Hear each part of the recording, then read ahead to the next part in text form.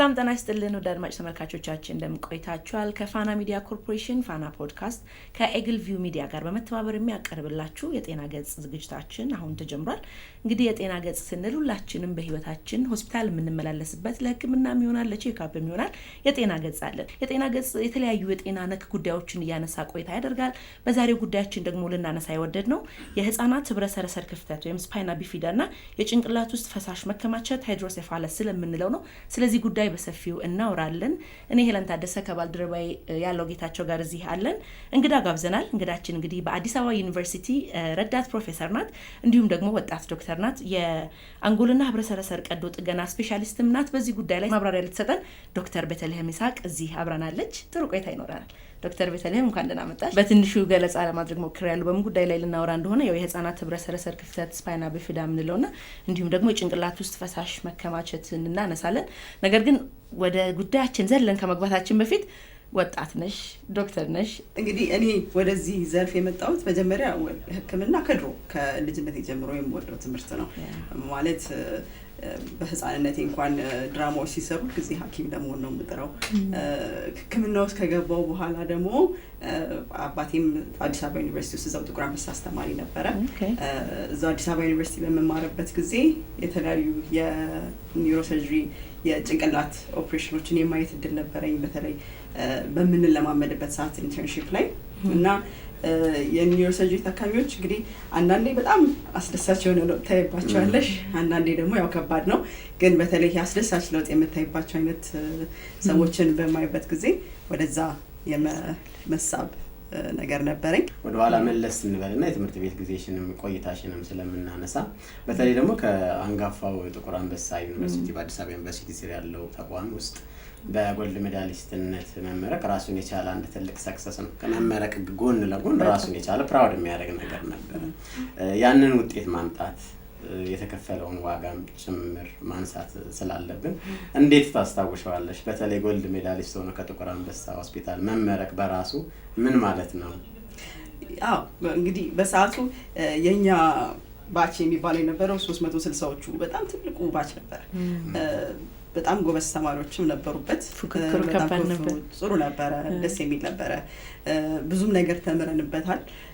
እኔ የማስታውሰው ህክምና ላይ በተለይ መጀመሪያዎቹ 3 አመታት ህክምና ትምህርት ላይ 3 አመታቱ ከባድ ነበሩ። በጣም በቃ ቁጭ ማለት መቻል። አንድ አስተማሪ ነበረ ምን ይለናል፣ ወይ በጣም ጥሩ አንጎል ሊኖራችሁ ይገባል ወይ በጣም ጥሩ መቀመጫ ብዙ ነው የምትቀመጥ እና በደንብ መቀመጥን ያስተማረን ሰዓት ነው። ስለዚህ ብዙ መቀመጥ ብዙ ትልቅ ትዕግስት ይጠይቃል። ከዛ በኋላ ግን የመጀመሪያዎቹ 3 አመቶች ካለፉ በኋላ ከታካሚዎች ጋር መገናኘት ስንጀምር እየወደድ ነው ከደረቅ ሳይንስነት ይወጣና ደስ የሚለው ነገር ሲጀምር ከዛ በኋላ ያለው ከምርቃቱም በጣም ያስደሳች ነበረ። በአጋጣሚም ደግሞ ከአዲስ አበባ ዩኒቨርሲቲ በዓል ጋር ስለገጠመ ደስ ይል ነበር በሰዓቱ የነበረው ፕሮግራም።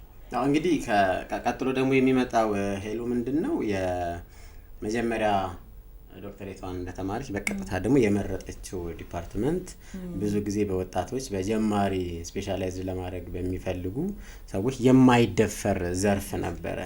በተለይ ደግሞ ጊዜው አኳያ ትንሽ ቆየት ያለም ጊዜ ነው አይደለ? እንዴት ነው ወደዚህ ዘርፍ ለመግባት የወሰንሽው? መማርስ ቀላል ነበረ? የሚከብድ ሁኔታ አለው።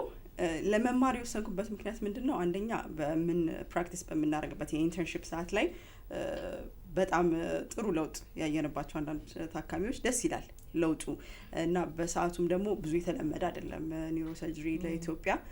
ስለዚህ ለየት ያለ ነገርን መፈለግም አለበት ውስጡ። ያንን ነገር ስመርጥ በእርግጥ በመመርጥበት ጊዜ ብዙ አስጠንቆኛል። እንደዚህ አይነት ረጅም ትምህርት በተለይ ለሴት ያው አሁን ሰዓትሽ የማግቢያ የመውለጃ ነው የሚል አይነት ነገር ግን ምንድነው እዛ ሰዓት ላይ በእውነቱ በደንብ አልታየኝም ነበረ። በሰዓቱ ከገባውበት በኋላ ግን ትንሽ አሁን ዲና የማናረገው ነገር አለ። ሴትና ወንድ ልዩነት አለው። የስትሬንግዝ የተወሰነ ልዩነት አለ። ግን ሴቶች የተለየም ጥንካሬ አለን። በጣም ትግስተኛ ነን። ስለዚህ ቶሎ ወዲያው ጥንካሬውን ባይመጣ ቀስ እያለ እንትኑ ዴቨሎፕ ያደርጋል። ይሄ ኢንዱራንሱ መጀመሪያ አካባቢ ሰርጀሪ በመናይበት ሰዓት ላይ መውደቅ እንደዚህ ነገር አለ ነበር ነው በጣም ያሰብኩ የነበረው እንዴት ሬዚስት አረግሽው ብሬን ወይም ጭንቅላት ተከፍቶ ወር እዚህ ጋር ያለ የሆነ ነገር ክፍት ሆኖ ስታየው አልወደቅሽም ወይ ልጅ ነበር አጋጣሚ አንድ ሁለት ወድቀሽ ማለት ወድቅ ያለው ሰው ይሄ ረጅም ሰዓት አሁን ይሄ ከ4 ሰዓት በላይ የኒውሮ ሰርጀሪ አንዳንዴ በተለይ በሰዓቱ ይሄ ያሉት መሳሪያዎች ቶሎ ጭንቅላት ለመክፈት አይመቹም ይሄ በጣም ሌበር ኢንቴንሲቭ ናቸው ይሄ እንዴት ነው አሁን ሙሉ በቴክኖሎጂ እየታገዙ ስለመጡ ትንሽ እየተሻለ ይሻላል ከበፊት ይሻላል ስለዚህ የተወሰነ ስትሬንግዝ የሚጠይቅ ነገር አለው እና አንድ ሁለቴ ይሄ በተለይ ቁርስ አልበላ ገብቼ ኮላፕስ አድርጌ አውቃለሁ ግን ከዛ በኋላ የመጀመሪያው አመት ላይ ከዛ በኋላ ግን እየለመድሽው ትመጭና በደንብ ስትሮንግ ትሆኛለሽ እንግዲህ በዚህ አጋጣሚ ደግሞ አሁን አንደኛ አመት ሁለተኛ አመት እየተማሩ ያሉ ተማሪዎች አሉን አይደለ ነገ መሆን የሚፈልጉት ቦታ ላይ ለመድረስ ማለፍ የሚገባቸው መክፈል ያለባቸው ዋጋ እንዳለ ይታወቃል ከዚህ አኳያ ነው የትምህርት ቤት ትዝታሽን ማስታወሽና በጥቁር አንበሳ ግቢን በነበርሽበት ጊዜ በተለይ ለሴት እህቶቻችን ለወጣቶቹ ረጅም ጉዞ ስለሆነ የህክምና ጉዞ ሄደሽ የሆነ ቦታ ላይ ዲፓርትመንት ልቀይር የምትይበት አይደለም አይደል ዘርፍ ያው ጤና ውስጥ ነው የምትቆየው ማለት ነውና ከዚህ አኳያ ዶክተር ቤቴልሄም ምን ትላለች ለወጣቶች ምን ትመክራለች ብዙ ፈታኝ ነገሮች አሉት ህክምና ከልብ መውደድ ይጠይቃል በደንብ የሚወዱት ከሆነ ግን በጣም እንትን ነው ሪዋርድ ያደርጋል መጨረሻ ላይ እንትኑ አመርቂ ይሆናል ውጤቱ አመርቂ ይሆናል ጊዜ ይፈጃል እንጂ የሆነ ሰዓት ላይ በጣም ጥሩ የሆነ ደረጃ ላይ ይደረስበታል ስለዚህ ራሳችን መፈለግ ብቻ ሳይሆን አብሮንም ደግሞ አካባቢያችንም ያለውን ሰው ያንን ነገር ማስገንዘብ ወዲያው ለምሳሌ ቶሎ ብለን ቤተሰብ የምንረዳበት አይነት ነገር ላይ ሆን ይችላል ግን ከወደድ ነው ለፍተን በደንብ እዛ ደረጃ ከደረስንበት ግን ጥሩ ሁኔታ ላይ ሊያደርሰን እንደሚችል ተስፋ እንዳለው እና ከፈለግነው ደግሞ ማንደርስበት ነገር የለም ለዚህ መጀመሪያ ላይ እርግጠኛ መሆን ያለብን ነገር ግን እንወደዋለን ወይ እውነት የሚለውን ነገር ያንን ነገር እርግጠኛ መሆን አለብን አይ ሐኪምም ዶክተር የምትሆኙ እኮ ናት ቢ ቤተር ተከፋይ ምናምን ለመሆን እኮ አይደለም እጅሽ ላይ ያለው ማለት መጀመሪያ የሚመጣው ሐኪም ሆኜ ይሄን ሁላ ብር ሰርቼ የሚለው አይደለም ጭንቅላትሽ ላይ የሚመጣው ህክምናን ስትማሪ የምታክሚያቸው ኢቭን አንዳንድ በልጅነታችን እኮ ሐኪም ሆን የምንፈልግበት መነሻ ምክንያቶች አሉን ሰምባዲ የሆነ ነገር ታሞ ስናይ ወደፊት ማይድን ሰው አይተን በአካባቢያችን የምናያቸው የታመሙ ሰዎች መሰቃዩ ሰዎች ምናምን አይተን ሐኪም ሆንና እንደዚህ ማዳን ነው የምፈልገው እንደዚህ ያለ ምንነሳባቸው መነሻ ስላሉን እንዳልሽው ውስጡ ፓሽን ሲኖር ፍቅር ሲኖርበት በጣም እንትን ነው ብዬ ነው ማስበው ልክ ነው በጣም ደስ የሚል ነገር አለው ግን አንዳንዴ ደግሞ የፈለግሽው እንዴት ነው የምትፈልጊው ነገርም ካልተከሰተ ጥንካሬም ይፈልጋል ስለዚህ ልል የፈለኩት ምንድነው አንዳንድ ሰው አሁን ለምሳሌ ሁሌም ሰክሰስፉል መስሎት ወይንም ደግሞ በጣም በብር ጥሩ ሊያረጋኝ ይችላል ብሎ ሊመርጡ አይገባም ያንን ፊልድ ለማለት ነው ስለዚህ ቻሌንጅም አለው ግን በጥቂቱም ቢሆን ሰክሰስፉል ሲሆን ወይንም እንትን ሲሆን ሰው ታካሚው ሲለወጡ ማየት ያስደስታል ስለዚህ ልባችሁን ተከተሉ ነው ማለት ነው እንግዲህ ከኒውሮሰርጂን ጋራ ደግሞ ተያይዞ ቀጣዩ የትኩረት አቅጣጫሽ እየሆነ የመጣው በተለይ አሁን በቀጥታ እየሰራሽበት ያለውን በዘውዲቱ ሆስፒታልም በጥቁር አንበሳም እንግዲህ በአስተማሪነትም ጭምር የምትሰሪበት ዘርፍ የህፃናት የህብለ ሰረሰር ክፍተትና በጭንቅላት ውስጥ የውሃ መቋጠር ወይም የውሃ መያዝ ጉዳይ ደግሞ በትኩረት እየተሰራሽበት ያለው ዘርፍ ነው እንደው እንደ አጠቃላይ በሀገራችን ውስጥ ያለው ተጋላጭነት ምን ይመስላል አጠቃላይ ዳታዎች ጥናቶች ሪሰርቾች ምን ይላሉ በዚህ ጉዳይ ላይ የህብለ ሰረሰር ዘንግ ክፍተት ሲባል እንግዲህ ስሙ እንደሚያመለክተው ስፓይና ባፊዳ ማለት ከአንገታችን ጀምሮ እስከ መቀመጫ ድረስ ያለው ህብለ ሰረሰር ላይ ወይንም ስፓይናል ኮርድ ላይ ክፍተት ኖሮበት የሚወለድ ጨቅላ ህፃን ማለት ነው ያ ህፃን ያ ክፍተት በፊት ለፊት የሚታይ ሊሆን ይችላል ወይንም ቆዳው ክፍት የሆነ ሊሆን ይችላል አንዳንድ ጊዜ ደግሞ ቆዳው ዝግ ሆኖ አጥንቱ ብቻ ክፍተት ኖሮት ውሃ የወጣበት ሊኖር ይችላል አንዳንድ ጊዜ ደግሞ ክፍተቱ ከውስጥ የማይታይ ሆኖ አጥንት ላይ ሆኖ ነገር ግን ነርቭ ላይ ከውስጥ የመሳሳብ ሌሎች ችግሮች የሚያመጣ አይነት ህብለ ሰረሰር ዘንግ ክፍተት ሊሆን ይችላል ግን ይሄኛው ወይንም በጣም የሚታየው ህብለ ሰረሰር ዘንግ ክፍተትና የጭንቅላት ውሃ መጨመር የሚያስከትለው አይነት የህብለ ሰረሰር ዘንግ ክፍተት በአገራችን ከሌላው ዓለም በላይ 10 እጥፍ ያህል ከፍተኛ ነው ለምንድነው ሌላ ዓለም ላይ በአንድ ሰው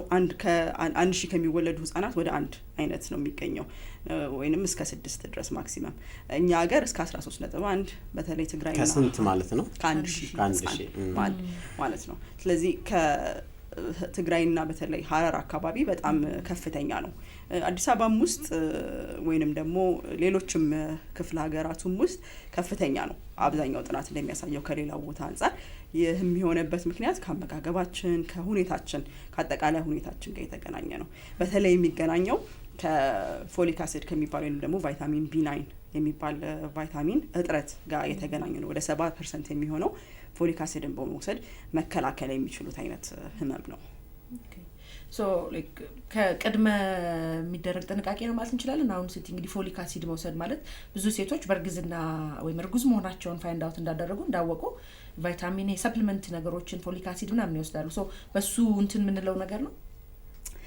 እንግዲህ አስቸጋሪ የሚያደርገው እሱ ነው በሱ አንከላከለው ምንድነው ብዙ ጊዜ ልንከላከለው የምንችለው ከእርግዝና በፊት በመንወስደው ፎሊክ አሲድ እና በእርግዝና 1 ወር ውስጥ የምንወስደው ነው የእርግዝና 1 ወር ደግሞ ማለት በህክምና ቋንቋ ልክ አንድ ሴት ልጅ ወር አበባዋ ሲጠፋ እንደማለት ነው ምክንያቱም እርግዝና የሚቆጠረው በእኛ በህክምና ከእንትን ነው ከባለፈው የወር አበባ ነው ያ ማለት ያቺ እንስት እርጉዝ እንደሆነችም እርግጠኛ ላትሆን ትችላለች ምክንያቱም ልክ 1 ወር ላይ ልክ ወር አበባችን ሲጠፋ ምናልባት ቴስትም ላናደርግ እንችላለን አልትራሳውንድ እንደዚህ ላይኖረን ይችላል ስለዚህ ያን ያህል ጥንቃቄ ወስዳ ወዲያው ላትወስድ ትችላለች ብዙ እናቶች የሚሄዱት ወይ 2 ወራቸው ላይ ወይ 3 ወራቸው ላይ እንዴት ነው የመጀመሪያውን 3 ወር አንናገርም ይባላል አይደል ብዙም ፎከስ አድርጎ የመውሰድ ነገር ላይ ኖር ይችላል ስለዚህ ዋናነት ለመከላከል ከእርግዝና በፊት ነው ያ ነገር መጀመር ያለበት ያ መከላከል መጀመር ያለበት ስለዚህ ገና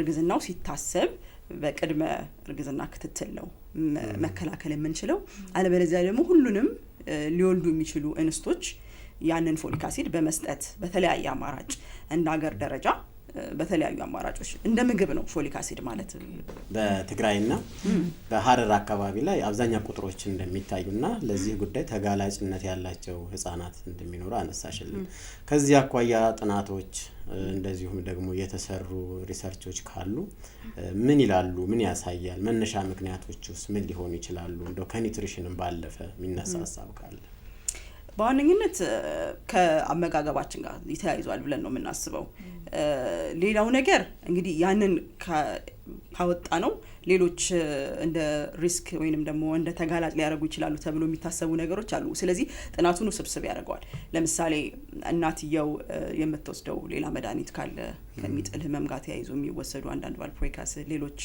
መድኃኒቶች አንዳንዴ ጽንሱን ተጋላጭ ሊያደርጉት ይችላሉ ሌላ ስኳር ህመም ከእናት ጋር ተያይዞ ስለዚህ እነሱን ሁሉ ማጥናት ስለሚፈልግ ሌላ በጣም ጥናት የሚፈልግ አንዳንድ የተወሰነ ጄኔቲክ የምንላቸው ይሆን የተወሰኑ እንትኖች ሊኖሩ ይችላሉ ምክንያቶች ሊኖሩ ይችላሉ ግን ዋናው ምክንያት ከአመጋገብ ጋር የተገናኘ ነው ስለዚህ አሁን አዲስ አበባ ላይ ቀነስ የሚልበትና ትግራይ አካባቢ ሀረር አካባቢ የሚጨምርበት ምክንያት ሊሆን የሚችለው በአብዛኛው በአመጋገብ ምክንያት ነው ሶ ጄኔቲካሊ ግን ሀፕን ሊያደርግ ይችላል ከዘር በዘር ምናምን ሊተላለፍ የሚችል ነገር ነው ዘር መተላለፍ ሲባል ሁሉ ጊዜ ለምሳሌ አንድ እናት አንድ ልጅ እንደዚህ አይነት ከወለደች ሁለተኛው ይሆናል እንደማለት ሳይሆን ለምሳሌ ከተወሰነ ጊዜ በኋላ በፋሚሊ ሂስትሪ እንደዚህ ስናየው የተወሰነ አሶሲዬሽን አለ ወይንም አንድ እናት ልክ እንደዚህ አይነት ልጅ መውለድ ከጀመረች ሁሉ ጊዜ እንደዚህ አይነት ልጅ ይወለዳል ማለት አይደለም ግን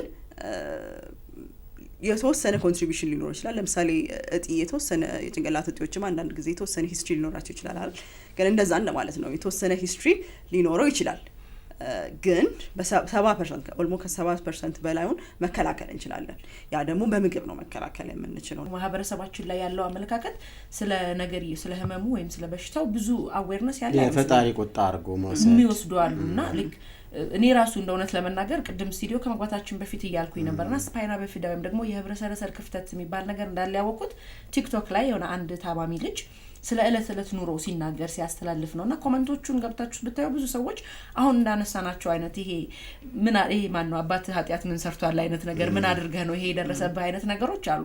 ማህበረሰቡ በደንብ ይሄንን አላወቀውምና ይሄ ስፓይና ቢፊዳ ምንለውና የጭንቅላት ውስጥ መከማቸት ምንላቸው ነገር ተያያዥ ናቸው። ምን ማለት ነው? አሁን ለምሳሌ አንድ ህፃን ልጅ ውሃ መጨመር ለብቻው ሊኖረው ይችላል። የህብለ ሰረሰር ዘንግ ክፍተትም ለብቻው ሊኖረው ይችላል። ግን ምንድነው ለምሳሌ ህብለ ሰረሰር ዘንግ ክፍተት ሲኖር የጭንቅላት ውሃ የመኖር እድሉ ወደ 85% ያደርሰዋል። ስለዚህ 15% ኖርማል ሊሆን ይችላል።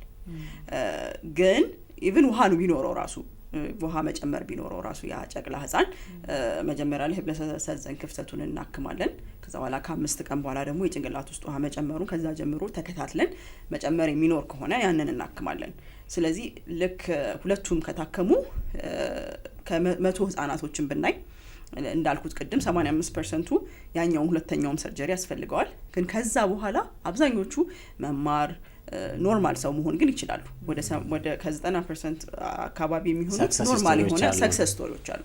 በደንብ እስከታከመ ድረስ ወደ ምርታማ ወደ ሆነ ዜጋ መቀየር ሰክሰስፉል መሆን ይችላሉ። እነዚህም ሰዎች ኢትዮጵያም ውስጥ እንደዛ አይነት ታሪኮች አሉ። ስለዚህ ቀድመን ካከምነው መስተካከል ይችላል ሁለቱም ቢኖሩ።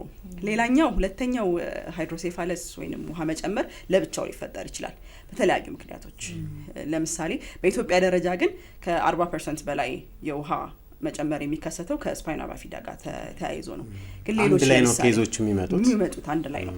ግን ሌሎቹ ነገሮች ምንድነው? አሁን ለምሳሌ በጣም ቶሎ የተወለደ ህፃን ቢኖር ለምሳሌ ብዙ ጊዜ 36 ሳምንት ወይንም ደግሞ 9 ወር እርግዝና ሳያልቅ በፊት ቶሎ የሚወለዱ ህፃናት አሉ አይደል? ቶሎ ጨቅላ ህፃናት ሲወለዱ አንዳንድ ጊዜ ጭንቅላት ውስጥ ደም መፍሰስ ትንሽ ይኖራል። ያ ደም መፍሰስ ውሃ መተላለፊያውን ይዘጋውና ጭንቅላት ውስጥ ውሃ መጨመር ሊኖር ይችላል። ይሄ ሲሆን ከህብለ ሰረሰር ዘንግ ክፍተት ጋር አይገናኝም፣ ለብቻው ሃይድሮሴፋለስ ነው። ሌላ ደግሞ ኢንፌክሽን በማንኛውም ሰዓት አሁን ማጅራት ክትር እንደዚህ ሲኖር ውሃ መጨመር ሊፈጠር ይችላል። እነዚህ ትንሹን ፐርሰንት የሚይዙ ናቸው። ሌሎችም ውሃ የሚጨምሩባቸው ምክንያቶች አሉ። ህብለ ሰረሰሩን ወይንም ደግሞ አንጎል ላይ ያሉ እጢዎች የተለያዩ ቦታ የሚዘጋ ነገር ካለ ውሃ መተላለፊያውን ይሄ ውሃ እንግዲህ እኔም አንቺም ውስጥ ያለ ውሃ ነው። ግን ምንድነው መተላለፊያው ሲዘጋ መዘጋቱን ነው የሚነግረን፣ እየጨመረ ይመጣል። ስለዚህ ህክምናው ስለሌለው ይጨምራል ማለት ነው፣ ሁሉ የሚመረት ነገር ስለሆነ። ስለዚህ መፍትሄው ሁሉ ጊዜ ደግሞ ወደ ሰውነታችን ሲስተም የሚገባበት ከጭንቅላት ወደ ሆድ የሚሄድ ቱቦ ወይንም ውስጥ ለውስጥም ሌላ አይነት መንገዶችን ፈልጎ ያ ነገር ውሃው ወደ ሰውነት ሲስተም ውስጥ አብዞርድ የሚሆንበትን መንገድ እንሰራለን እንደማለት ነው በህክምና። ምናልባት እንግዲህ በደንብ ለመረዳት ጉዳዩን ዓለም አቀፍ ተመክሮች ምን ይላሉ በዚህ ጉዳይ ላይ? ሌላው ዓለም ምን አይነት ሳይንስ ላይ ደርሷል? በተለይ የህብለ ሰረሰርን ዘንግን በደንብ ከማከም ደረጃ ከዚህ ጋራም ተያይዞ ደግሞ አልፎም በቴክኖሎጂም ከመታገዝ አኳያ ሌላ ዓለም በምን ደረጃ ነው ያለው? እኛ ያለንበት ደረጃ እንዴት ይታያል? ቀጣይ ተስፋዎቻችንስ ምንድናቸው? እንግዲህ እኛ በእንደዚህ አንጎልና ህብለ ሰረሰር ቀዶ ጥገና ገና እንደመሆናችን አንፃር እንደ ኢትዮጵያ ኦፕሬሽኑን ብዙ እንሰራለን። ከ10 ዓመት በላይም ተሰርቷል። እኛም ተማሪ ሆነን ይሰራ ነበረ። እንዲሁም ያኔ እንደ ካምፔን ነው የሚሰራው። ማለት ሁሉም ሰው አዲስ አበባ ይመጣል ቅዳሜና እሁድ ላይ ያለውን እንትን ለመቀነስ። አሁን ላይ ግን በብዙ በአገር አቀፍ ደረጃ የተለያየ ቦታም ይሰራል። ህብለ ሰረሰር ይሄ ውሃውንም መጨመሩም ኦፕሬሽን የተለያየ ቦታ ይሰራል። ችግሩ ምንድነው? በጣም ሃይ ሆነ ኢንፌክሽን አለ በምንሰራበት ሰዓት ላይ፣ በተለይ ቱቦ በመናስገባበት ሰዓት ላይ በተለያዩ ምክንያቶች በጣም ሃይ ሆነ ኢንፌክሽን አለ። አሁን የዓለም አቀፍ ስታንዳርድ ከ5% ማነስ አለበት፣ 2% መሆን አለበት። የኢትዮጵያ 15-20% አካባቢ ነው ሃይ ነው። ዴዝ ሬታችን ማለት ነው። ዴዝ ሬታችን ሳይሆን ኢንፌክሽን ሬታችን ከሰራም በኋላ ኢንፌክሽን ሬታችን እየቀነሰ ነው፣ ግን ሃይ ነው ማለት መስራት አለብን። በጣም ብዙ ከድህነትም ጋር ይገናኛል ማለት ብዙ ምክንያቶች አሉት። ኦፕሬሽን ሩሙ ሙቀት መጠኑ፣ ኦፕሬሽን ክፍል ውስጥ ምን ያህል ሰው መኖር አለበት፣ ምን አይነት አንቲባዮቲክስ ምን አይነት ቱቦ መጠቀም አለብን፣ ብዙ የሆስፒታል ስታንዳርድ አይደል? በዓለም አቀፍ ደረጃ ከተቀመጠው በታች ከሆነና የኢንፌክሽን ሬታችን ከፍ ሊል ይችላል። ወደ ስታንዳርድ በተጠጋን ቁጥር ደግሞ የኢንፌክሽን ሬቱ ሊቀንስ ይችላል። አዎ ሌላው ነገር ደግሞ ምንድነው ተጓዳኝ አብሮ መሰጠት ያለባቸው ነገሮች አሉ። ያ ማለት አሁን እኛ አንድን ህፃን አንጎልና ህብለ ሰረሰር ዘንጉን ኦፕሬሽን ሰራን አይደለ እነዚህ ህጻናቶች ብዙ ጊዜ አብሮ ሌላ ችግር ይኖራቸዋል ለምሳሌ እግር ላይ እነዚህ መቆልመም ወይንም ክለፉት የሚባለው ነገር አብሮ ሊኖር ይችላል ሽንት በደንብ ማውጣት ስለማይችሉ የፊኛ ላይ መነፋት አይነት ነገርና ብዙ ሰው አሁን ዳይፐር ላይ እየሸና ነው ይሉናል ግን አልትራሳውንድ ላይ ሲታይ ሙሉ ለሙሉ ግን እየሸና አይደለም ያለች ማለት ስለዚህ ኩላሊቱ ላይ ትንሽ ቢቆይ ኩላሊቱ ላይ ጉዳት ማምጣት ይጀምራል ስለዚህ እነዚህ ተጓዳኝ ነገሮች ላይ የምንሰራው ነገር መሻሻል አለበት ስለዚህ አሁን ይሄ ህፃን ቶሎ ላይ ታከመ ከዛ በኋላ ደግሞ ክትትል ተከታትሎስ እኛ ጋር ብቻ ሳይሆን ወደ ኩላሊት ክፍል ወደ አጥንት ክፍል በፊዚዮቴራፒ እርዳታ እንዲያገኝ ያ ልጅ ማክሲመም የሆነ መጨረሻ የሆነውን ፖቴንሻል አቺቭ እንዲያደርግ ነው የሚፈልገው ስለዚህ እንደዛ እንዲያገኝ ብዙ መጣር አለብን እና ይሄ ብዙ እንትኖችን ይጠይቃል ብዙ ባለሙያዎችን ይጠይቃል የአንጎልና ህብለ ሰረሰር ስፔሻሊስት ብቻ ሳይሆን ሌሎች ብዙ እንደ ቲም ነው መሰራት ያለበት ይሄ ህክምና ስለዚህ እሱ ላይ እንጎላለን ሶስተኛው ነገር የምንጎልበት ነገር ደግሞ ምንድነው ዓለም ላይ ይሄ ኦፕሬሽን እንትንም ላይ መሰራት ጀምሯል ጽንስ እንዳለ ሳይወለድ ማለት ነው እኛ ኢትዮጵያ ውስጥ አንድ የሰራነው ሪሰርች አለ መሆን ያለበት ከታወቀ ኦፕሬሽን ህፃኑ በተወለደበት ቢቻል በ36 ሰዓት ውስጥ ካልተቻለ በ72 ሰዓታት ውስጥ ኢቭን እዚሁ አዲስ አበባ ላይ ሰብዘዱስ ላይ የሰራነው ሪሰርች የሚያሳየው ግን በዛ ሰዓት ውስጥ የምንዘጋቸው ህፃናት 16% ናቸው ስለዚህ ሌላው የተፈጠረውን ክፍተት ምንዘጋበት ሰዓት ማለት ነው በመጀመሪያው ቀን የምናገኛቸው በጣም ጥቂት ናቸው ለምንድነው አሁን ለምሳሌ አንድ ህፃን አንድ እናት እንዳረገዘች አወቀቻል አልትራሳውንድ ላይ ተገኝቶ እንደዚህ አይነት ያለበት ቦታ ልኮ እዛው እንድትወልድ ማድረግ ነው መፍትሄው ስለዚህ ወዲያው እሷ ከወለደች በኋላ ሪፈር ተደርጎ ምን እስኪመጣ ድረስ ያ እኛ ጎልደን አወር የምንለው ወይንም ወርቃማው ሰዓት ያልፋል ስለዚህ ያቺ 72 ሰዓት ካለፈች ኢንፌክሽን ሪስኩን የሚጨምረው ትልቁ ምክንያት እንዲያውም እሱ ነው ስለዚህ ያቺ 72 ሰዓት ውስጥ ዓለም የደረሰበት እንዲያውም ሆድ ውስጥ እያሉ ኦፕሬት ማድረግ ላይም ደርሰናል በዓለም ደረጃ ካየ ነው እኛ ደግሞ ያችን እንኳን ታርጌት ለመምራት እዛ ታርጌት ውስጥ ኦፕሬት የምናደርጋቸው ህፃናት 16% ብቻ ነው ሌላው ከድሮ ግን ትራንስፖርት ታይም ደግሞ አይደል ብዙ ጊዜ የሚወስድብን የሚመጡበት ጊዜ ይወስድብናል በተለይ ደግሞ ከ72 ሰዓት አልፎ ከመጡ ነገሩን በአግባቡ ማኔጅ ለማድረግም ይቻላል ገና አንቲባዮቲክስ እስኪወስዱ ቁስሉ ደህና ነው ወይ ዲስክ ይባል ድረስ የተወሰነ ጊዜ ይፈጃል ስለዚህ በብዙ ምክንያቶች ቶሎ ኦፕሬሽን ላይ ይደረግ ይችላል ስለዚህ በእንትን ደረጃ ግን እንደ ስታንዳርድ ግን ኦፕሬሽን መደረግ ያለበት በመጀመሪያው 72 ሰዓታት ውስጥ ነው በአልትራሳውንድ መጀመሪያ ፋይንድ አውት ሊደረግ ይችላል ማለት ነው የክፍተት እንዳለበት ያለሰለ ምን አይነት አልትራሳውንድ የሚለው አስፈላጊ ነው እዚህ ላይ ምንድነው ብዙ አልትራሳውንዶች ፎከስ የሚያደርጉት የልጁ ጤናማነት ልብ እየመታ ነው ወይ እያደገ ነው ወይ እናትየው ጤና ነች ወይ ማለት እንግዲህ ልጁ ምን እንደዚህ አይነት ነገር ላይ ነው ፎከስ የሚያደርጉት ስለዚህ ህፃናት ላይ አናቶሚክ ስካን የሚባል እንትን አለ ብዙ ጊዜ 20 ሳምንት ላይ ወይንም 4 ወር አካባቢ ላይ ወይንም 5 ወር አካባቢ ላይ ይሰራል ያ እሱ ደግሞ እሱ አልትራሳውንድ የሚሰራው እዛ ላይ ስፔሻላይዝ ባደረጉ ሰዎች ነው ስለዚህ እዛ ሰዓት ላይ ቢያንስ ማወቅ ይቻላል ምን አለ ህብለ ሰረሰር ዘንግ ክፍተት አለ ወይ ውሃስ መጨመር አለ ወይ ከዛ በኋላ ከዛ ጀምሮ ገና ህፃኑ ሆድ ውስጥ እንዳለ ህክምና ማማከር መጀመር ይቻላል ወይንም ሌሎች አማራጮች መፈለግ ይቻላል ከተወለደ በኋላስ ማለት አንድ ጨቅላ ህፃን ከተወለደ በኋላ ያው ሰው ሊያቅበት የሚችላቸው ምልክቶቹ ምንድናቸው ደግሞ ይሄ የክፍተት ነው ልንል እንችልበት ነገር እንዴት ነው ልናቅ እንችላለን አሉ ቪዚብል የሆኑ ነገሮች እንዳልኩት ትልቁ እና ይሄ ዋንኛው ስፓይና ባፊዳ የሚባለው አብዛኛው ክፍት ነው ስል ህብለ ሰረሰር ላይ ጀርባ ላይ ወይ ካንገት እስከ ታች መቀመጫ ድረስ ክፍት የሆነች ቦታ ትኖራለች ያ ክፍተት ሰውነት ላይ የሚታይ ክፍተት ማለት ነው ክፍት ሆኖ ቀይ ሆኖ እንደ ሰውነት እንደ ገላ የሆነ ቆዳ ሳይሆን ክፍተትና የሚታይ ነገር ይኖራል ሌሎች ላይ ግን እንዳልኩት ዝግ ሆኖ ነገር ግን ማበጥ ይሄ አሁን ለምሳሌ ውሃ ብቻ ከሆነ ያንጎል ውሃ ብቻ ከሆነ ይሄ የህብለ ሰረሰሩ ውሃ ከሆነ የወጣው እንደማበጥ ብቻ የሚያሳይበት አለ ሌላው ደግሞ አጥንት ላይ ክፍተት ኖሮ ውስጥ ሌሎች ችግሮች ሲኖሩ አብሮ የሚታዩ እንደ ጸጉር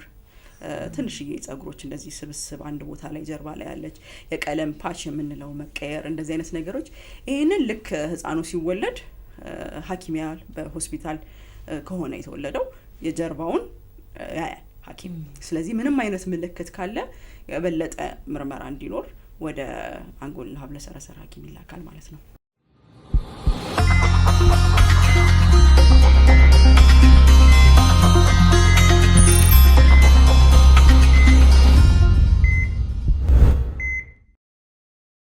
መልካም እንግዲህ ዶክተር አሁንም ድረስ ግን ሁሉም ወሊዶች በሆስፒታል በጤና ጣቢያ እየተካሄዱ አለመሆኑ በተለይ ለእናንተ ዘርፍ ጨቅላ ህጻናት የምንላቸው ከተወለዱ ቀን ጀምሮ ለ29 ቀን ነው።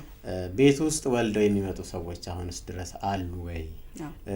ይሄስ ደግሞ ህክምናው ምን ያህል ኮምፕሊኬትድ ያደርገዋል? በልምድ ደረጃ ወደ ህክምና ተቋማት ሄዱ ያለ መውለድ ልምዶቻችንስ በምን አይነት ደረጃ ነው ያሉት? በተለይ በዘርፍሽ በሀገር አቀፍ ደረጃ እየተሻሻለ ነው፣ ግን አሁንም ብዙ ህጻናት የሚወለዱት ቤት ነው።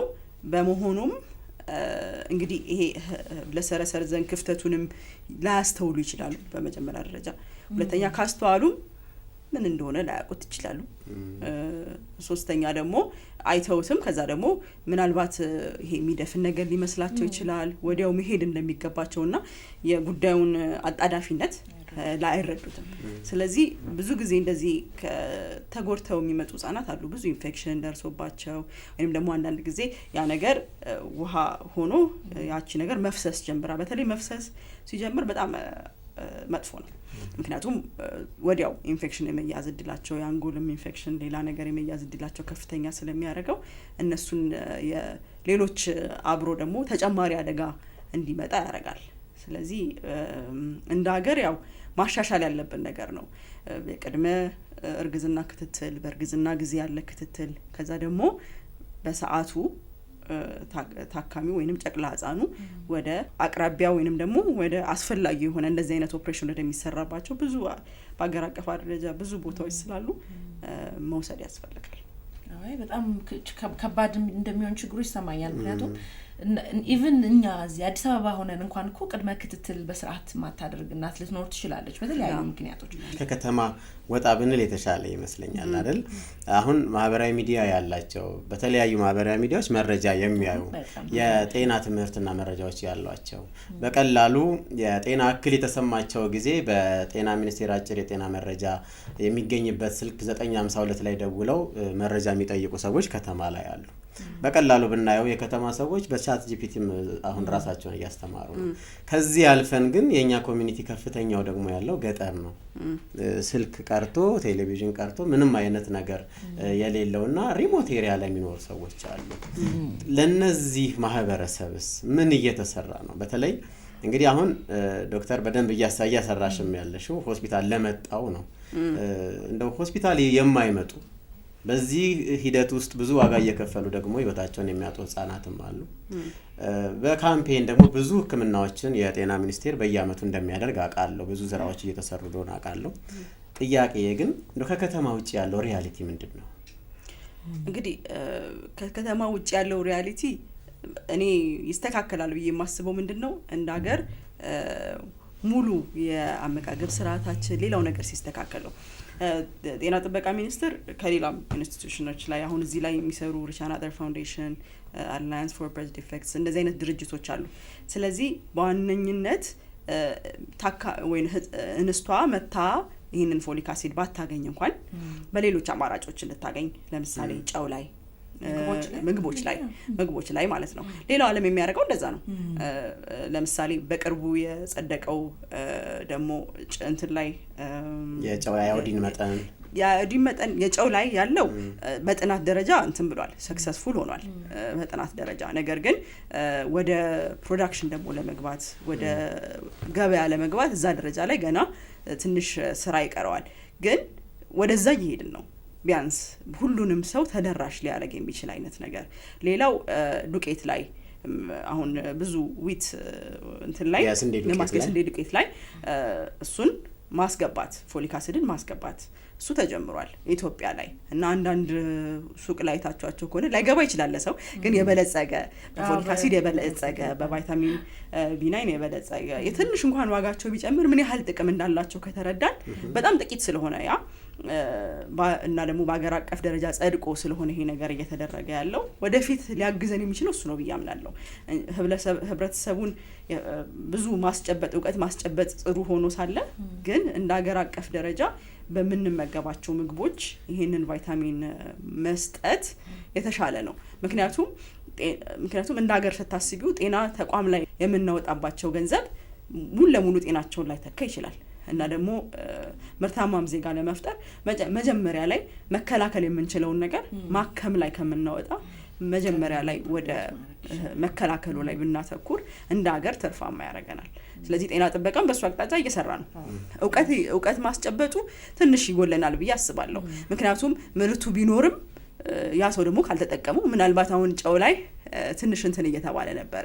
የተወሰነ የቀለም ለውጥ ሊኖረው ይችላል ከኖርማሉ ጨው እና ምናልባት ሰው ላይ ፈልገው ይችል ይሆን፣ ግን ጥቅሙን ከተረዳ ሊመርጠው ይችላል። የማይፈልግበት ምክንያት ሊኖር አይችልም። ግንዛቤ ማስጨበጥ ላይ መስራት ይኖርብናል። ግን እንደ ሀገር አቀፍ ይሄንበት ያለ ነው አቅጣጫ ጥሩ ነው ብዬ አስባለሁ። ከሱስ ጋር በተገናኘ ወይም በእርግዝና ወቅት አልኮል እና ምን አይነት ነገሮችስ አስተዋጽኦ ያኖራቸው ይሆን? ለዛ ህመም ከአልኮል ጋር ብዙም የተገናኘ አይደለም፣ ግን አበላላችን የተገናኘ ነው። ግን እሱም የመጀመሪያው 1 ወር ፎሊክ አሲድ መውሰድ ጥሩ ነው ለጤና። ማለት ከደም ማነስም ጋር ይገናኛል፣ ከብዙ ነገር ጋር ይገናኛል። ስለዚህ እርግዝና ላይ ያልሆነ ሰው ፎሊክ አሲድ መውሰድ ይችላል። ስለዚህ አሁን ባለትዳር ለምሳሌ እንደ አዲስ የተጋቡ ባለትዳር መቼ እንደምትወልድ ላታውቀው ትችላለች። ነገር ግን ፎሊክ አሲድ መውሰድ መጀመር፣ ራስን መጠበቅ መጀመር፣ አይረን ምን ያህል ላይ ነው ያለው፣ ሌሎች ነገሮች ማለት በአጠቃላይ ጤንነቴ ምንድነው እንደማለት ነው እና የተለያዩ ንጥረ ነገሮች ሲጎሉ ከሰውነታችን ምን አይነት ችግር ሊያመጡ እንደሚችሉ ካወቀን ያንን ራሳችንን መጠንቀቅ ማለት ነው። እርጉዝ ስለሆነም ብቻ አይደለም ለራሳችንን መጠንቀቅ ያስፈልጋል አይደለ? ስለዚህ ለልጁ የሚያስፈልገው ከእርግዝና በፊት ባለው 3 ወር ላይና ከእርግዝና በኋላ ያለው 1 ወር ነው። ግን ከዛም በኋላ ይቀጥላል ፎሊክ አሲድ። ለምንድነው? ለእናትየው ጥቅም ስላለው ይሄ የደም ሴል መጠኗን ይሄ አኒሚያ የምንለው ነገር ከአይረን ጋር ተቀላቅሎ ይሰጣል ፎሊክ አሲድ። ስለዚህ ያ ነገር እንዳይመጣ እንከላከላለን። ስለዚህ ልዩነቱ ምንድነው? አሁን ለምሳሌ አንድ እናት ኦሬዲ አንድ ልጅ ከወለደች እንደዚህ አይነት ልጅ ወይንም ህብለሰረሰር ዘንግ ክፍተት ያለበት ልጅ ከወለደች ለሚቀጥለው እንዳይደገም የምንሰጠው ዶዝ ከፍ ይላል። ያ ማለት 4 ሚሊግራም መሆን አለበት። ኢትዮጵያ ውስጥ በ5 ሚሊግራምም አቬለብል ነው። ለሌሎች ሰዎች ግን እቺ ፕሪናታልም ላይ ያለችው 400 ማይክሮግራሟ በቂ ነች። ያ ማለት 1/10ኛ ታንሳለች። ስለዚህ ለአብዛኛው ሰው 400 ማይክሮግራም የሆነውን መውሰድ ፎሊክ አሲድ መውሰድ በቂ ነው ማለት ነው። ከዚህ በፊት ግን እንደዚህ አይነት ነገር ከተፈጠረ እጥረት እንዳለ ስለሆነ የሚያሳየው የምንወስደው መጠን ተለቅ ይላል። ፎሊክ አሲድ ማለት ወይንም ቫይታሚን B9 ማለት ለሰውነታችን አስፈላጊ የሆነ ንጥረ ነገር ነው። እንደ አንድ የቫይታሚን አይነት ከተለያዩ የእንስሳት የምግብ ተዋጽኦዎች የሚገኝ ነው። ነገር ግን በተፈጥሮ የምናከማቸው ነገር ስላልሆነ ሁልጊዜ እንደ ምግብ ሁልጊዜ ልንወስደው የሚገባ ነገር ነው። ስለዚህ ለምሳሌ ከምግብ ላይ ከአረንጓዴ ቅጠላቅጠል፣ ከጎመን፣ ከቀይ ስርም፣ ከተለያዩ ከምስር ከተለያዩ ነገሮች መገኘት ይችላል። ነገር ግን አንዳንዴም በሚበስልበትም ሰዓት የተወሰነ የመቀነስ ነገር ስላለው በጣም ያልበሰሉ አትክልቶች እንደዚህ በመውሰድ የሚገኝ የቫይታሚን አይነት ነው። ነገር ግን በአብዛኛው በተደረጉት ጥናቶች የኢትዮጵያ ሴቶች ብዙ ይሄ ፎሊክ አሲድ የማነስ ጸባይ አለን። ስለዚህ በዛ ምክንያት እርግዝና በሚታሰብበት ሰዓት ወይንም ደግሞ በእርግዝና ወቅት በተለይ መወሰድ አለበት እንጂ ለአጠቃላይ ጤናችን አስፈላጊ የሆነ ነገር ነው፣ ለወንዶችም ለሴቶችም ለሁሉም ሰው ማለት ነው። ነገር ግን በተለይ እናቶች ይህንን ፎሊክ አሲድ መውሰድ ይኖርባቸዋል። ከተከሰተ በኋላ ግን ሕክምና አለው። ሕክምናው በጊዜ የህብለሰረሰር ዘንግ ክፍተት መዘጋት አለበት። የውሃ መጨመርም ከተፈጠረ በጊዜ ኢንፌክሽን ሳይፈጠር መዘጋት አለበት እና መሰራት አለበት ቶሎ በፋይንድ አውት ተደረገው በእነዚህ ሁሉ ሁኔታዎች ከተሰራ በኋላ እና ኦፕሬሽኖቹ ከተሰሩ በኋላ ሙሉ ለሙሉ ጤናማ ሊሆኑም ታካሚዎቹ ላይሆንም ይችላሉ። ይሄን ነገር የሚለየው አሁን ለምሳሌ እንዳልኩት ከአንገት ጀምሮ እስከ ታች እስከ መቀመጫ ድረስ ሊሆን ይችላል። ስለዚህ እዚህ ደረት አካባቢ ሲሆንና ብዙ ነርቮች ሲጎዱ ለምሳሌ ያ ታካሚ መራመድ ላይችል ይችላል። ነገር ግን ኖርማል አስተሳሰብ በዊልቸርም እየሄደ ትምህርቱን መማር እንዲችል፣ ሽንት ሰገራ ላይም ችግር ካለ ይሄ ዳይፐር በመጠቀም ሽንትና ሰገራ የሚያረግበት ቱቦ እንደዚህ አይነት ነገሮች በማዘጋጀት ብዙ ሕክምና የሚፈልጉ ነገሮች ሊኖሩት ይችላሉ፣ ክትትል ሊፈልጉ ይችላሉ። ግን ኖርማል ህይወት መኖር የሚችል ሰው አለ። ኢትዮጵያም ውስጥ እንዳልኩሽ ሐኪም ስፔሻላይዝ እያደረገ ያለ ሰው ብዙ ሰዎች አሉ አይደለ? ስለዚህ እንዴት ነው ተስፋ ቀድመን ልጆች ላይ ተስፋ መቁረጥ የለብንም። እንደዚህ አይነት ነገር ስላላቸው ኖርማል ሆነው የተሻለ ሊሆኑ ይችላሉ የሚለውን ነገር ማሰብ አለብን። ሳይንሳዊ የሆኑት ጉዳዮች ላይ ተወያየን፣ ተነጋገርን። ከዛ በኋላ ደግሞ እንግዲህ ሁሉም ነገሮች ደግሞ ተሰብስበው መጥተው ሆስፒታል ውስጥ ነው ህክምና ማኔጅ የምናደርጋቸው እና አሁን ያለንበት የኢንፍራስትራክቸር ደረጃ የህክምና አቅማችን እንደው እንደ ሴት በራሱ ኒውሮሰርጅን ሆነሽ ቀዳሚ ከሚባሉት ጭምር ሆነሽ ወጣት ሆነሽ እየሰራሽ መሆኑ በራሱ አንድ ማሳያ እንደሆነ እናውቃለን። የጤና ሚኒስቴርም ዘርፉን በትኩረት እየመራው እንደሆነ ያሳያል። ምንድነው ማንሳት የፈለኩት ለህብረተሰብ ህክምናና በጭንቅላት ውስጥ ለሚቋጠር ውሃ ሊሆን ይችላል። እንደዚሁም ደግሞ አእምሮን ከፍቶ ለማከም ያለንበት ደረጃ ምን ይመስላል? ጥሩ ለውጥ አለ። ያ ማለት በመሳሪያ ደረጃ ብዙ አሁን ለምሳሌ ኢትዮጵያ ውስጥ የገቡ አሁን በቅርቡ ወደ 8 የሚሆኑ ማይክሮስኮፖች አሉ። ማይክሮስኮፕ ለኢትዮጵያ ትልቅ ነገር ነው ማለት በጣም ኮስቱ ከፍተኛ ነው። ሌላም ይሄ ኢንዶስኮፕ የሚባለው ወይንም ደግሞ ሙሉ ለሙሉ ቋሚ ቱቦ ሳያስፈልገው አንድ ህጻን ልጅ ግን ውስጥ ለውስጥ ውሃውን ማስተላለፍ የሚቻልበት አይነት መንገድ እቺ ትንሽዬ ካሜራ እንደዚህ አይነት ፕሮሲጀር መስራት የሚያስችለን መሳሪያዎችም እንዳልኩት 8 ኢትዮጵያ ውስጥ 8 እዚህ ዘርፍ ላይ ፎከስ አድርገው የሚሰሩ ቦታዎች አሉ። በሰሜኑም አካባቢ እዛ በተለይ ሐረርም አካባቢ ሌሎችም አካባቢዎች ጀማ ብዙ ቦታዎች አሉ። ስለዚህ እነዚህ 8 ቦታዎች ጥሩ ናቸው። በዋና ዋና እቃዎች ደረጃ ያ ማለት ማይክሮስኮፕ አላቸው፣ ኢንዶስኮፕ የሚባለው ነገር አላቸው ወይንም ይኖራቸዋል በቅርቡ። ችግሩ ያለው ምንድነው? አላቂ እቃዎች ላይ ነው። ይገባኛል ውድ ነው ማለት እና ወዲያው ትርፋማ ነገሩ አይታየም። አሁን ለምሳሌ በቀላሉ እንትን ማከም እየቻልን እንዴት ነው ቲቢን ሌሎች ነገሮችን ማከም እየቻልን ያን ሁሉ ብር እንደዚህ አይነት ነገር ላይ ማውጣት ሊከብድ ይችላል። እንደ ሀገር ይገባኛል። ሁሉ ጊዜ ግን ለማሳመን የምንሞክረው ምንድነው ያኛው ነገር ደግሞ ካልተደረገ በኋላ ላይ የሚያመጣው ኢምፓክቱ እና ደግሞ ያ ዜጋ ማከም ካልቻለን ያን ወይንም አገር ሊሸከም የማይችል ትውልድም ሊሆን ይችላል እያመጣን ያለ ነው።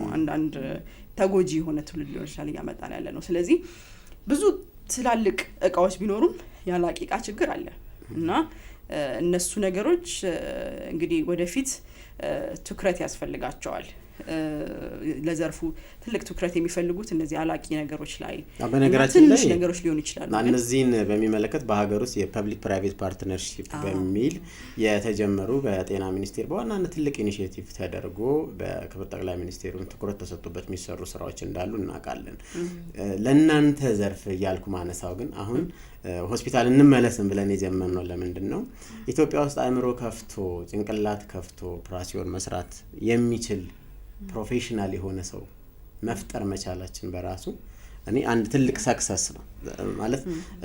ይሄንን እኮ የዛሬ 10-15 አመት የምናገኘው ታሪክ አይደል። ከውጭ ሀገር የሚመጡ ሰዎች በምናልባት እድል የደረሳቸው ሰዎች ናቸው የሚሰሩትና እንደው ከዚህ ጋራ እንደው የስፓይን ሄልዙንም የአከርካሪ አጥንቱንም ትንሽ ቆም እናድርግና አእምሮ ከፍቶ ኦፕራሲዮን ሩም ውስጥ ሄዶ ኒውሮሰርጂን ሆኖ መስራት በራሱ እዚህ ደረጃ ላይ መድረሱንስ እንዴት ታይዋለሽ? ተስፋዎቹ ምንድናቸው? ቻሌንጆቹንም እንድታነሽልን ጨምር። እንግዲህ አሁን የዛሬ 20 አመት ነው የኒውሮሰርጀሪ ኢትዮጵያ ውስጥ በደንብ 2006 ላይ የመጀመሪያዎቹ ባቾች ከኢትዮጵያ እንትን ያሉት እና ከዛ በኋላ ብለን እንግዲህ አሁን ወደ 120 እንደዚህ አካባቢ ኢትዮጵያ ውስጥ ሊመረቅ የቻለ ሰው አለ። አሁን ላይ እንደውም ከአዲስ አበባ ዩኒቨርሲቲ ውጪ ጳውሎስ መቀሌ የኒውሮሰርጀሪ ትምህርት ተጀምሯል።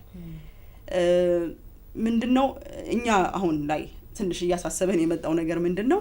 እንዳልኩሽ የተወሰኑ ሴንተሮች አሉ ጥሩ ይሆን ወደ 8 አካባቢ ማለት ነው። ግን ሌሎች ደግሞ ሰዎች ወጥተው የሚሰሩባቸው ቦታዎች ደግሞ ያን ያህል ያልሆኑ ቦታዎች አሉ።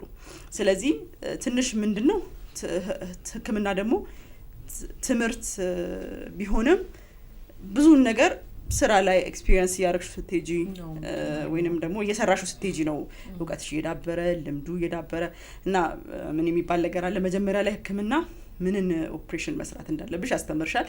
ከዛ በኋላ እየተማርሽ የምትሄጁ ምንን መንካት እንደሌለብሽ ነው ማለት ያው ስለቻልሽ ብቻ ሁሉም ነገር ይሰራል ማለት አይደለም። ለዚህ ያ ነገር ደግሞ የሚገኘው ነገሮችን ደጋግመሽ ስትሰሪ የራስሽን ሁኔታ በኢትዮጵያ ውስጥ ምን በደንብ ሰክሰስፉሊ ሊሰራ ይችላል የትኛው ደግሞ ጥሩ ላይሆን ይችላል የሚለውን ነገር መለየት ስትችይ ነው። ስለዚህ እኔ ትንሽ እንትን የሚለኝ ነገር ቅር የሚለኝ ነገር ምንድነው የሰውን ያህል ያለው የስራ ቦታ እያደገ አይደለም። ታካሚ የለም ማለት አይደለም፣ በጣም ታካሚ አለ፣ ግን ቦታው ያን ያህል እያደገ አይደለም፣ ማደግ ያለበትን ያህል እያደገ አይደለም። እና ያ ደግሞ ምን ይፈጥራል? ተመርቆ የሚወጣው ሰው ላይ ፍርስትሬሽን ይፈጥራል። ማለት መስራት እየቻለ ሪፈር ማድረግ ሊኖርበት ይችላል። ያ ሰው ሙያው እያለው አሁን ላይ በጣም ብዙ ቦታ ከምታስቡት ቦታ በጣም ብዙ ቦታ የኒውሮ ሰርጀሪ ሐኪም አለ፣ በጣም ብዙ ማለት ነው። ግን ሁሉ ጊዜ እኔ እንትንም ውስጥ እሰራለሁ፣ ሶሳይቲ ያለን የኢትዮጵያ ነርቭና ህብለሰረሰር ባለሙያዎች ሶሳይቲ ማለት ነው። እና በየአመቱ ስብሰባም አለ እንደዚህ ያለ እና ስለዚህ ሰው ሲመጣ እንትኑን ተረጃዋለሽ፣ ስሜቱን ተረጃዋለሽ። እና በምንድነው ይሄ ነገር እንዳገር መስተካከል ያለበት ብለን ስናስብ ብዙ መስራት ያለብን ነገር አለ፣ መሻሻል ያለበት ነገር ማለት ነው። እና አንዳንዴ ደግሞ ባለሙያውም እያለ ታካሚውም ረጅም ርቀት እንዲመጣ ያደርገዋል ያ ነገር በደንብ ቃለ መሟላቱ። ስለዚህ ብዙ ነገር ተሻሽለናል፣ ኮምፕሌን ማድረግ የለብንም። ከተለያዩ የአፍሪካ ሀገሮች የተሻለን በነገራችን ላይ። ምክንያቱም አሁን አዲስ አበባ ዩኒቨርሲቲ ከምናስተምራቸው ውስጥ የተወሰኑት የውጭ ዜጎች ናቸው። ከሳውት ሱዳን እናስተምራለን፣ ከሩዋንዳ እናስተምራለን፣ ከተለያዩ ቦታዎች እንቀበላለን ተማሪዎችን። እና ስለዚህ ጥሩ ሁኔታ ነው ያለነው። ግን አስተምረን ስናወጣ ያ ሰው በደንብ ፖቴንሻሉን መጠቀም የሚችልበት ቦታዎች ደግሞ መፈጠር አለባቸው። በኒውሮ ሰርጀሪ ውስጥ እንግዲህ ከባዱ ህክምና የሚባለውና ኢትዮጵያ ውስጥ እየተሰጠ ያለ ህክምና ምንድነው? አሁን ለምሳሌ እንደ አዲስ በቅርቡ ሰምታችሁ ሊሆን ይችላል፣ ስትሮክ ላይ ተለያየ ቦታ ገብቶ ያንን ቦታ መክፈት እንደዚህ አይነት ነገር በኒውሮሎጂም በኒውሮሰርጀሪም ይሰጣል። በእርግጥ አሁን ላይ ለምሳሌ እሱ መሰጠት ተጀምሯል። የአንጎል ላይ ደም ስር ችግሮች እንደ ማበጥ ሲኖር እሱ ላይ ኮይል ማድረግ ወይንም ደግሞ ደም ስር እንዳይፈነዳ ለማድረግ ማለት ነው። እንደዚህ አይነት ህክምናዎች ተጀምረዋል። የተለያዩ አይነት ከባድ እጢዎች አሉ አእምሮ ላይ የሚወጡ እንትን ላይ ስካል ቤዝ ወይንም ደግሞ የአንጎል መሬቱ ላይ ማለት እጢ ከእጢ ይለያያል በነገራችን ላይ። ከላይ ሲሆን ከውስጥ ዝም ብሎ አንጎል ክፍሉ ሲሆንና ከስር ደግሞ ትልቅ ደም ስሮችና ነርቮችን የያዙ እነሱን ኦፕሬሽኖች ራሱ ጥቁር አንበሳ ውስጥ ይሰራሉ። ትልቅ ኦፕሬሽኖች ናቸው፣ ከባድ ናቸው። ረጅም ኦፕሬሽኖች 10 ምናምን ሰዓት ሊፈጁ ይችላሉ አንዳንዶቹ ኦፕሬሽኖች። ስለዚህ እነሱ ሁሉ ይሰጣሉ። ግን ዓለም የደረሰበትን ደረጃ ያልደረስንባቸው ነገሮች አሉ። ያ ማለት ምንድነው? ሰው ወይንም አብዛኛው ኢትዮጵያ ውስጥ ያለው ሰው እውቀቱ ነው እንጂ ያለው አብሮት ያሉት እቃዎች ለምሳሌ እዚህ ቦታ ደርሰሃል አቁም የሚሉ መሳሪያዎች እኮ አሉ። ነርቭ ስትነኪ ሲግናል የሚያደርጉ የተለያዩ ነገሮች እነሱ መሳሪያዎች የሉንም። ስለዚህ ጥሩ ነው ለእውቀት፣ ግን ለታካሚው ሴፍቲ ደግሞ ማደግ ያለባቸው ብዙ ነገሮች አሉ። እንደርሳለን ማለት እንትኑ ነው። አሁን እኮ ዓለም ላይ በአርቲፊሻል ኢንተለጀንስ የታከመ በእነዚህ በሮቦቶች በእንትን የታከመ ህክምና ይተሰጣል እንዴ ማለት ጊዜያችንን ጠብቀን እንዳልነው እንደርሳለን። ያው ሰውን የተማረ ሲሄድ ከዛ ደግሞ እንትኑ ይከተላል ብለን ተስፋ እናደርጋለን። ጀነሬሽን ከጀነሬሽን ደግሞ እኮ እያደገ እየተቀያየረ ነው የሚሄደው እኮ እንዳልሽ ነው። የዛሬ 20 ዓመት የነበረውና አሁን አንቺ ባለሽበት ስቴጅ ላይ ያለው የህክምና አሰጣጥ አይነት ራሱ አንዳንድ ስለ አይደለም እንዳልነው እየገባን ሲሄድ ፓሽናችንም እያደገ ሲሄድ ያስፈልጊነቱ ነገርም ደግሞ በደንብ ሞር እየተገለጠ ሲሄድ ማንልበት ምክንያት የለም። እንደ ጤናው ሴክተር ጤና ሴክተሩን ማቃለው ብሎ እንደሚያስብ ባለሙያ ቀዳሚው ነገር የተስተካከለ ይመስለኛል። ለምሳሌ በተጠቀሰው ቁጥር ደረጃ ኒውሮ ሰርጀሪ መኖርና አለመኖር ልዩነት ይኖረዋል። በዚህ ደረጃ መስራትና ለመስራትም ልዩነት አለው።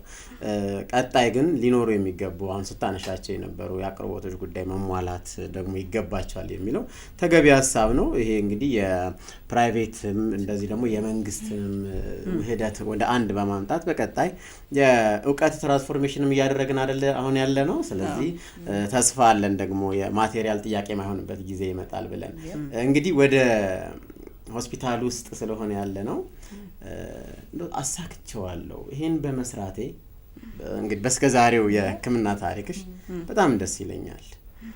እንደዚህ አይነት ታካሚ ድኖ በማየቴ በጣም ፕራውድ አደርጋለሁ። ብዙ እንደሆነ አውቃለሁ፣ አጫውተሽኛል። ግን እንደው ማትረሺውና ስታስቢ በጣም ደስታና ተስፋን የሚዘራብሽ ታሪክ የትኛው ነው? ትዝ የሚለኝ አንድ ታሪክ ምንድነው ጥቁር አንበሳ ውስጥ ዲዩቲ በማድረበት ጊዜ ወይንም ሬዚደንት በነበርኩበት ጊዜ የአንጎል ውስጥ ውሃ መጨመር የነበረበት ህፃን ነበር እና ብዙ ጊዜ እንደዚህ አይነት ህፃናት አንዳንድ ጊዜ በተለይ ከእጢ ጋር ተያይዘው የውሃ ያላቸው ማለት ነው ታካሚውም እንደዛ ነበረ እና ድንገት ነው እንትን የሚሉት ንቃታቸውን እንትን የሚሉት አንዳንዴ መተንፈስም ያቆማሉ። ይሄ ሰደን የሆነ ኮላፕስ ነው የሚኖራቸውና በጣም ይሄ ታካሚውን ወደ ኦፕሬሽን ክፍል የወሰድንበት ፍጥነት ከዛ በኋላ ያንን ኦፕሬሽን ያረግንበት ፍጥነት ከምታስቢው ፍጥነት በላይ ንቃቱ ተመልሶ ልክ ስታዩና እንትኖች ቤተሰብ ላይ የሚኖረውን ደስታ ስታዩ በጣም አስደሳች የምለው ጊዜ እሱ ነው። ያስተነግጥ ነበር ማለት ላይ እንትን ቶሎ ባይደረግ ወዲያው ህይወቱ ሊያልፍ የሚችልበት አይነት ነገር ነበርና በዛ ሰዓት መድረስም ብዙ ጊዜ አያጋጥመንም። ምክንያቱም አንዳንድ ጊዜ ብዙ ነገሮች ይጎሉናል። ለምሳሌ በዛ ሰዓት ላይ ካጠገቡ ማንም ሰው ላይኖር ይችላል ታካሚው ሰው ለመጥራትም ከዛ በኋላ ደግሞ ተራሩጥ ኦፕሬሽን ክፍል ለማድረስም አብሮ ኦክሲጅን እንደዚህ ብዙ ነገር ማስተባበር ይጠይቃል። ብቻ እነሱ ሁሉ ነገሮች ተሳክተው ግን ድኖ ማየት በጣም ወይንም ንቃቱ ተመልሶ በሰዓቱ ሳይ በጣም ደስተኛ ያረጋኝ ነገር ነበር። ደስታን ከተጋራና አይቀር ያዘንሽበትስ በጣም ተናደድሽበት ሞመንት ነበር? እነሱ ብዙ ናቸው። በተለይ ለምንድነው ብዙ ጊዜ ህክምና ላይ ሰክሰስፉል ከሆንሽበት ይልቅ በጣም የሚመጡሽ ነገር ነው የሚበልጠው እና እኔ ትዝ የሚለኝ አንዳንድ ጊዜ የማትጠብቂው ነገር ሀፕን ያደርጋል እና በተለያዩ አጋጣሚዎች እንደዚህ አይነት ነገር ያጋጥመኛል። ግን አሁን በቅርቡ ከተከሰቱት ነገሮች ውስጥ ይሄ በጣም አሁን ለዘውዲቱ ከባድ የምንለውን ኦፕሬሽን ይሄ ሰርተን እንትን ብለን ነገር ግን በሆነ አጋጣሚ ይሄ የጭንቅላት ውስጥ ውሃ መሄድ ያለበት የሆነች ቱቦ በመዘጋቷ ምክንያት ያ ማለት ወደ ውጭ የሚያፈስ ቱቦ ነበረ። በመዘጋቷ ምክንያት ልጅቷ ይሄ እንትን የምንለው ብሬን ዴድ የምንለው ነገር አለ አይደለ? ማሽን ላይ ነች ነገር ግን እንትን አይደለችም፣ መተንፈስ አትችልም፣ ምንም ነገር አትችልም። እና እንደዚህ አይነት ነገር ለታካሚ ቤተሰብ መንገር ትንሽ ይከብዳል። አንደኛ ነገር ቤተሰብ ጨክኖም እንደዚህ አይነት ነገር አሁን ላይ ያው ለብሬን ዴዝ ያለን አስተሳሰብ እንትን ቢሆንም ሰውነት ቢኖርም አንጎል እስከሞተ ድረስ ያ ታካሚ ሞቷል ብለን ነው እኛ የምናስበው ማለት ነው። ግን ይሄንን ኤክስፕሌን ማድረግ ለኔ በጣም እንትን ነበረ። ለቤተሰብ ማስረዳት መናገር በጣም ከባድ መናገር እና ደግሞ ቤተሰብም ለመቀበል የሚከብደው ነገር ስለሆነ እኔ በጣም ተሰምቶኛል። ደግሞ ለብዙ ቀናት ትንሽ አዝኛለሁ። እንግዲህ ወደ ማጠቃለያውም ይሄን ስለሆነ ይሄንን ፕሮግራም እንግዲህ አድማጭ ተመልካቾቻችን በክብር ስሙ አድምጡ፣ ጤናችሁን ጠብቁ ያለን የኢትዮጵያ ደምና ህብረ ህዋስ ባንክ ነው። እጅግ አድርገን የኢትዮጵያ ደምና ህብረ ህዋስ ባንክን እናመሰግናለን አጋራችን ስለሆነ። ታዲያ ከዚህ ጋር የተያያዘ ጥያቄ ላንሳ። ለዶክተር ቤተልሔም እንደ ኒውሮሰርጅን ምንድነው የደም አቅርቦት ለሷ ምንድነው? ብዙ ጊዜ በዚህ ፕሮግራምም እናነሳለን ሆስፒታል ኦአር ሩሞች ያለ ደም አይከፈቱም እንላለን። ለምሳሌ ሁሉም ማቴሪያሎች አቅርቦቶች ቢኖሩ በራሱ ቁልፉ ይዛችሁት የምትገቡት ደግሞ ደም ነው። እንግዲህ የኦፕራሲዮን መጠኑ ከፍ የሚበል ዝቅ የደም አስፈላጊነት ትልቅ እንደሆነ እናምናለን። እንደ ኒውሮሰርጂን የደም አቅርቦት ለዶክተር ቤተልሔም እንዴት ይገለጻል? ለኒውሮ ሰርጀሪ የደም አቅርቦት ማለት እንደ ህይወት ቀጣይ ወይንም ደግሞ በጣም አስፈላጊ ነገር ነው። በተለይ ለአምሮ ኦፕሬሽኖች ደም መፍሰስም ጭንቅላት እጢዎችንም ለማውጣት ለሁሉም እንዲሁም ከአንድ ዩኒት በላይ እስከ 4 ዩኒት እንደዚህ ነው የምንጠይቀው። በጣም ብዙ ደም ካልያዘን የማንገባባቸው አይነት ኦፕሬሽኖች አሉ። ለህብለሰረሰር ዘን ክፍተትም በተለይ ጨቅላ ህጻናት ላይ እንደሚሰራ ኦፕሬሽን ትንሽም ደም ሲፈሳቸው አንድ ሰው ቢያንስ እስከ ስንት ይዛችሁ ሲገቡ? እስከ 4 ዩኒት ደም ይዘን እንገባለን። ያ ማለት እንዲሁም እሱ አጠቃላይ ደም የምንለው ነው ወይንም ይሄ ቀይ ደም ሴል ይሄ ትልቁ አለ አይደለ ሌሎችም ደግሞ አብሮ ደግሞ እንደ ፕላዝማ ፕሌትሌት እነዚህ ነገሮችንም ተጨማሪ እንጠይቃለን ለህብለሰረሰር ዘንግ ክፍተት ደግሞ ጨቅላ ህጻናት እንደመሆናቸው ትንሽ ደም ሲደሙ ያው ከኪሎአቸው አንፃር ቶለሬት አያደርጉም ስለዚህ ደም ይዞ መግባት ግዴታ ነው ለጨቅላ ህጻናትም እንደዚህ አይነት ኦፕሬሽን በመንሰራበት ሰዓት ግዴታ ነው ያለ ደም ባንክ እኛም መኖር አንችልም ይሄ ለኒውሮ ሰርጀሪ እስትንፋሳችን እንደመሆኑ መጠን እንዲሁም በጥቁር አንበሳ ብዙ ጊዜ ካምፔን ላይ እንደዚህ እንሳተፋለን በነገራችን ላይ ሄለንም ቋሚ ደም ለጋሽ ወደ መሆን መጣለች እየተጠጋጋች ብዙ እንደምትሰሩ በዚህ ጉዳይ ያውቃለሁ በማህበረሰባችን ውስጥ ደግሞ የደም የመለገስ ባህል ዝቅ ያለ ለምሳሌ እንግዲህ ከአንድ ሰርጀሪ ጀርባ ከአንድ ኢመርጀንሲ ጀርባ ዛሬ ደግሞ በደንብ እያወራ ነው ካለ ነው ርዕስ ጋር ተያይዞ ደግሞ የደም አቅርቦት በጣም መሰረታዊ እንደሆነ እናውቃለን ከዚህ አኳያ እንደው ማህበረሰቡ ደም ሲለግስ መዳረሻውንም እንዲያውቅ ስለምንፈልግ ያለ ደም ምንም ልንሰራ አንችልም የሚል ሐሳብ አነሳሽልን የደም አቅርቦት አላገኛቸውም ማለትስ ምን ማለት ነው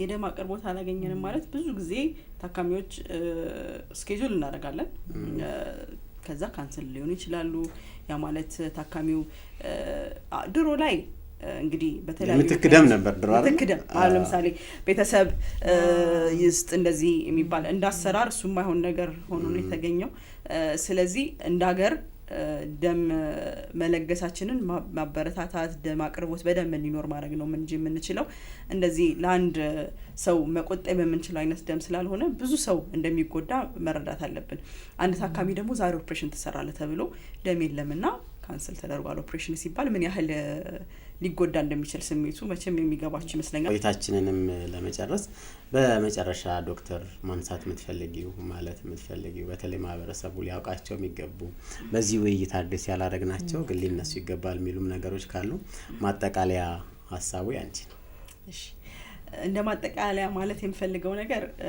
እናቶች ላይ በጣም መስራት አለብን ጤናማ አገር ወደፊት እንዲኖረን ከዛ በተጨማሪ ግን እነዚህ ህጻናት እኛ ኦፕሬሽን አርገናቸው የአንጎልም የህብለሰረሰርም ኦፕሬሽን አርገናቸው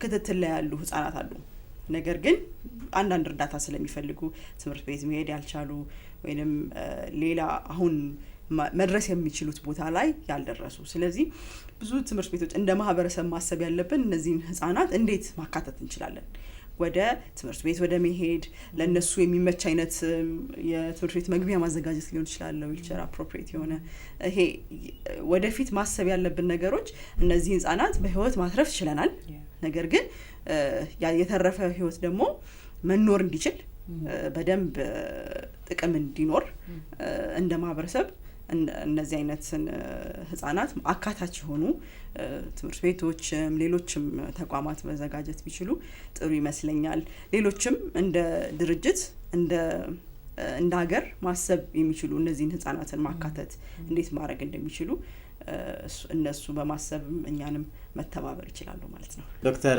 ቤተልሔም እጅግ አድርገን እናመሰግናለን ይሄን የመሰለ ቆይታ እንድናደርግ ውድ ጊዜሽን ሰውተሽ እዚህ ስቱዲዮአችን ድረስ ስለመጣሽ እናመሰግናለን በድጋሚ አድማጭ ተመልካቾቻችን በፋና ሚዲያ ኮርፖሬሽን ፋና ፖድካስት ላይ ዘወትር አርብ ከ11 ሰዓት ጀምሮ እስከ 12 ሰዓት ወደ እናንተ የሚደርሰው የጤና ገጽ ፖድካስትን ስትከታተሉ ቆያችሁ ወዳችሁና ፈቅዳችሁ አብራችን ቆይታ ስላደረጋችሁ እጅግ አድርገን እናመሰግናለን በፋና ፖድካስት ዘወትር አርብ ከ11 ሰዓት ጀምሮ እስከ 12 ሰዓት ድረስ ወደ እናንተ የሚደርሰው የጤና ገጽ ፖድካስት በፋና ሚዲያ ኮርፖሬሽን ፋና ዲጂታል እንደዚሁም ደግሞ በኤግል ቪው ሚዲያ እንደ ኮንሰልተንሲ በተባባሪ አዘጋጅነት ወደ እናንተ የሚደርስ ነው አብራችን ቆይታ ስላደረጋችሁ እጅግ አድርገን እናመሰግናለን